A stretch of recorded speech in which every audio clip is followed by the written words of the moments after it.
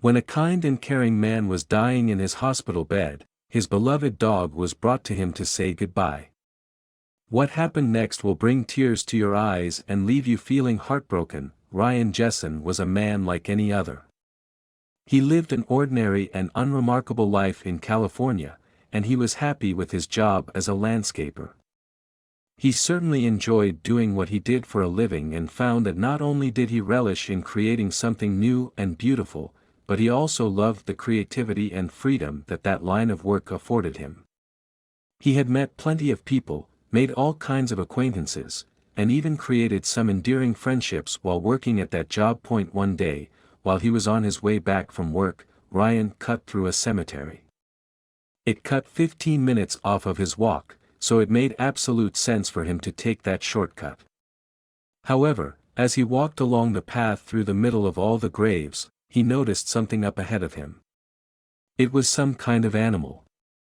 Ryan continued along his way, and as he got closer, he noticed it was a puppy. The tiny dog looked scared and hungry, and it was clear that he had not been cared for in quite some time. Fashioning a leash out of his belt, Ryan decided to walk the dog back to his home. It might have been dirty, smelly, and covered in fleas, but the little puppy deserved love. It was clear that it had been abandoned, and Ryan saw it as his duty to help the poor animal out. The little dog was a boxer, and Ryan decided to name it Molly. He cleaned her up, got rid of her fleas, made sure she was fed and watered, and he set about trying to find her owners. The only thing was that no one had reported a puppy missing. And no matter how hard Ryan looked, he couldn't find Molly's owners. It was as if she had just appeared or sprung up out of the ground or something. And so, being the kind-hearted guy that he was, Ryan decided that he would keep Molly for himself and give the beautiful little animal the life that she truly deserved. It was the least he could do, as he would have hated to see her go to a shelter or some other cold institution. Over the next 6 years, Ryan and Molly formed as close a bond as any man and their dog ever had. The two of them seemed to be best friends, and they barely ever separated. Molly would even sometimes accompany Ryan to work and sit happily watching him landscaping all day long. One of their favorite things to do was to go for long walks through the nearby forest. It was calm and quiet, and Ryan could just enjoy the silence and be at one with nature as Molly happily zoomed around, chasing sticks, barking at birds, and stretching her legs. They would eventually find a patch of grass to sit down on or maybe a log and relax and enjoy the small picnic that Ryan had packed for them. Despite only being around half an hour's drive from their home, this kind of little break felt like they were a million miles away from the hassle and bustle of the ordinary, everyday world. Ryan and Molly loved it, and they truly valued their time together. But one day, Ryan woke up with a headache. It was a very bad headache, and it felt like his head was splitting open. He had never suffered from migraines or anything like that before, so he assumed that he had suddenly got one of those for some reason. But over the course of the next few hours, the pain didn't ease. In fact, it got much, much worse. He ended up nearly collapsing and taking himself to the hospital to be checked out. This was surely not something normal. Ryan was right to be concerned. The doctors carried out several tests and checks and discovered that he was suffering from a ventricular brain hemorrhage. This is a severe and life-threatening condition where there is bleeding inside or around the ventricles in the brain.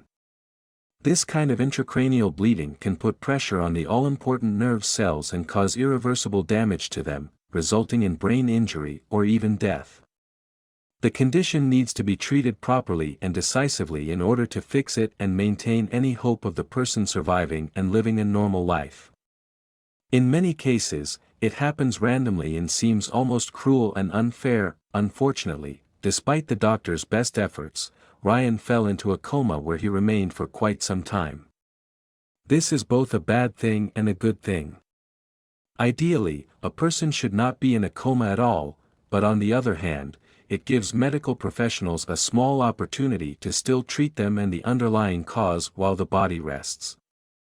That's why doctors and surgeons endeavored to fix the bleeding and reverse any damage that Ryan might have suffered. They speculated that the sudden medical disaster may have been caused by Ryan's blood pressure that, combined with the fact that he loved his energy drinks, could have been a recipe for disaster. Yet, even though doctors tried everything that they could think of to help Ryan recover, there was still no change in his situation. Now, Ryan's family were faced with the heartbreaking decision about whether to turn the life support systems off and let him die peacefully. It was the most difficult and soul-destroying of decisions to make. On one hand, Ryan might get better eventually if doctors were able to figure something out. But on the other hand, his brain would probably be far too damaged for him to have any quality of life. They weighed up the pros and cons for each decision, and ultimately decided it would be for the best for Ryan's life support to be withdrawn. The family prepared to say their goodbyes, though they knew that the moment wouldn't be complete without a certain someone who meant the world to Ryan. It was clear that Molly had missed Ryan while he had been in hospital, so it only seemed right that she too should have the opportunity to see him one last time. Luckily, the hospital staff agreed to the family's request. Usually, dogs are not allowed inside hospitals, but they understood the importance of Molly to Ryan and vice versa. So, the dog was brought to the hospital where she found Ryan's mother, father, and sister waiting. They then sadly entered Ryan's room to say their final goodbyes before the life support system was turned off. Molly's first reaction would usually be to run up and jump on Ryan, greeting him, licking him, and sniffing him. But that day, she seemed quite reserved, even a little shy and timid. This was not like Molly at all, as she was usually a very outgoing dog. But it seemed as if she understood the gravity of the situation and she could tell how sad and upset everyone was. She sniffed around Ryan and tucked her tail between her legs. Ryan's mother lifted her up and gently placed her on the bed next to him. Molly made herself comfortable, all the while softly sniffing at her owner's face. She still seemed timid and worried, but it was clear she knew who Ryan was, despite him having all kinds of tubes and wires coming out of him. Molly softly licked his face and let out a soft whine, looking at Ryan's family. It was as if she was pleading with them to help her beloved owner.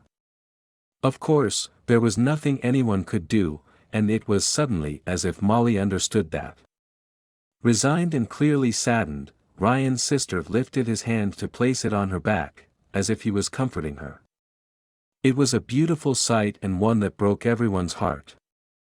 It was obvious how much the two of them meant to each other, and to see how much Molly was grieving was enough to make everyone in the room cry. Ryan's family made her a promise that they would look after her from now on, and while Molly was going to go on and live a happy and full life, she would still always love and miss Ryan far more than she would ever be able to express. So now it's over to you. What did you think of this incredibly heartbreaking story? How would you have reacted if you'd have seen how sad poor Molly was? What do you think was going through the dog's mind? As always, we love to hear from you, so be sure to leave your thoughts and opinions in the comments section down below.